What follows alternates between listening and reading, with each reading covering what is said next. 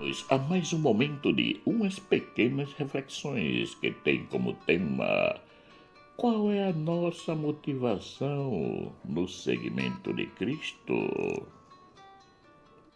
E seguia-o uma grande multidão que o apertava. Marcos capítulo 5, versículo 24. E grande multidão seguia, porque via os sinais que operava sobre os enfermos. João capítulo 6, versículo 2. Temos aqui dois versículos dos evangelhos de Marcos e João, que nos mostram que Jesus nunca estava só. Sempre tinha com ele uma multidão que o seguia, que o acompanhava na missão.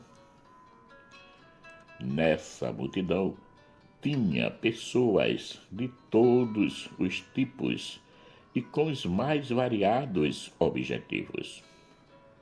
Uns estavam ali porque queriam se aproveitar dos benefícios que Jesus trazia consigo, inclusive dos milagres.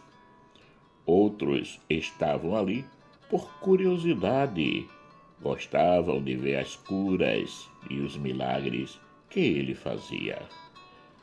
E por fim, tinham aqueles que estavam ali por terem entendido a missão de Jesus e compreendido, mesmo em parte, a sua mensagem.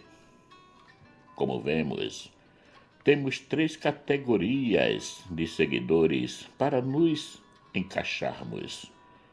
Em quais dessas 3 categorias nós podemos entrar ou dizer conscientemente: eu faço parte dessa? Nós somos daqueles que só querem se aproveitar das boas situações? Ou somos aqueles que têm apenas a curiosidade dos fatos, mas pouco se envolvem com a causa? Ou somos realmente conscientes que aquilo que nos é proposto é algo que nos servirá e nos fará o bem por toda a nossa vida? Na época de Jesus, a multidão o procurava porque queriam se beneficiar dos milagres e das curas. Uns agradeciam, outros não. E aconteceu que, indo ele a Jerusalém, passou pelo meio de Samaria e da Galileia, e entrando numa certa aldeia, saíram-lhe ao encontro 10 homens leprosos, os quais pararam de longe e levantaram a voz, dizendo: Jesus, mestre, tem misericórdia de nós. E ele, vendo-os, disse-lhes: ide e mostrai-vos aos sacerdotes. E aconteceu que, indo eles, ficaram limpos. E um deles, vendo que estava são, voltou glorificando a Deus em alta voz, e caiu aos seus pés, com o rosto em terra, dando-lhe graças. E este era samaritano. E respondendo, Jesus disse: não foram 10 os limpos? E onde estão os 9? Não houve quem voltasse para dar glória a Deus, senão este estrangeiro. Lucas capítulo 17, versículos 11 a 18. Todos queriam ser curados, mas poucos queriam se comprometer com a causa do reino de Deus. Jesus nunca se negou à sua missão. Independentemente de qualquer situação, ele estava ali a realizar os milagres e as curas. Sabemos quem se aproxima de Cristo indiferente não consegue ficar, ou adere à sua pessoa ou o rejeita.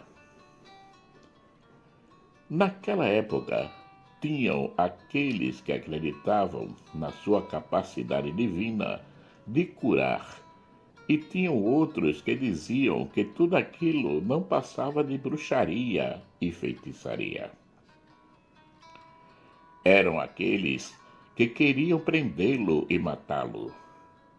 Porém, nunca conseguiram provar o que diziam, porque diante dos fatos não tinha como eles acusarem Cristo de tais práticas. Já aqueles que acreditavam nas suas ações divinas e sabendo da dificuldade de aproximar-se dele, se contentavam apenas em tocar no seu manto para obter os milagres. Essa era o tamanho da fé daquele povo. Porém, Jesus, apesar de atender a todos, estava alerta àqueles que queriam só se aproveitar do momento para encontrar algum deslize nas suas palavras e ações para condená-lo. Ele mantinha-se em paz e dizia a todos: o Espírito é o que vivifica, a carne para nada aproveita. As palavras que eu vos digo são espírito e vida. Mas há alguns de vós que não creem, porque bem sabia Jesus, desde o princípio, quem eram os que não criam e quem eram aqueles que havia de entregar. E dizia: por isso eu vos disse que ninguém pode vir a mim se por meu Pai não lhe for concedido. João capítulo 6, versículos 63 a 65. Por causa dessas palavras, muitos deixaram de segui-lo. Desde então, muitos dos seus discípulos tornaram para trás e já não andavam com ele. João capítulo 6, versículo 66. Jesus, vendo a debandada dos discípulos, perguntou aos apóstolos se eles não queriam ir também, e recebeu de Pedro a seguinte resposta: Senhor, para quem iremos nós? Tu tens as palavras da vida eterna. João capítulo 6, versículo 68. Isso demonstra que somente aqueles que tinham acolhido a palavra sabiam do valor de seguir Jesus, que não eram apenas por fatos momentâneos, mas tinham um porquê: a vida eterna. Pois é, muitos daqueles que o seguiam procuravam a cura externa, estavam pouco preocupados com a cura interior, isto é, com a conversão do coração, com a adesão à pessoa de Cristo e com o perdão dos pecados. Jesus não queria uma relação superficial com todos. Para ele, o mais importante era ir em profundidade, chegar a penetrar no íntimo de cada um daqueles que eram curados. Quando ele conseguia fazer isso, a conversão era imediata. Temos os casos de Mateus, o cobrador de impostos, e Zaqueu, o publicano. E Jesus, passando diante dali, viu assentado na alfândega um homem chamado Mateus e disse-lhe: segue-me. E ele, levantando-se, o seguiu. Mateus capítulo 9, versículo 9. E eis que havia ali um homem chamado Zaqueu, e era este o chefe dos publicanos, e era rico. E quando Jesus chegou àquele lugar, olhando para cima, viu e disse-lhe: Zaqueu, desce depressa, porque hoje me convém pousar em tua casa. E levantando-se, Zaqueu disse ao Senhor: Senhor, eis que eu dou aos pobres metade dos meus bens, e se em alguma coisa tenho defraudado alguém, o restituo quadruplicado. E disse-lhe Jesus: hoje veio a salvação a esta casa. Lucas capítulo 19, versículos 2 a 10. Para que os milagres e as curas de Jesus se realizem nas nossas vidas, são necessários 3 pontos. O primeiro é a fé, pois precisamos acreditar em Cristo Jesus, na sua pessoa, na sua palavra. O segundo é a confiança. Isso mesmo, a confiança. Devemos acreditar que Jesus pode nos curar, inclusive todas as vezes que ele ia fazer um milagre ou uma cura, perguntava sempre ao beneficiado: Tu creres que eu posso fazer isso? Ou o que queres que eu te faça? E o terceiro é o abandonar-se completamente nas mãos de Deus e deixar que Ele haja nas nossas vidas, porque Ele é o Senhor da vida. Nos dias atuais, o que é que nos leva a seguir a Cristo? São os milagres, os testemunhos, os seus ensinamentos, a sua palavra? Para cada um de nós existe um motivo bem preciso.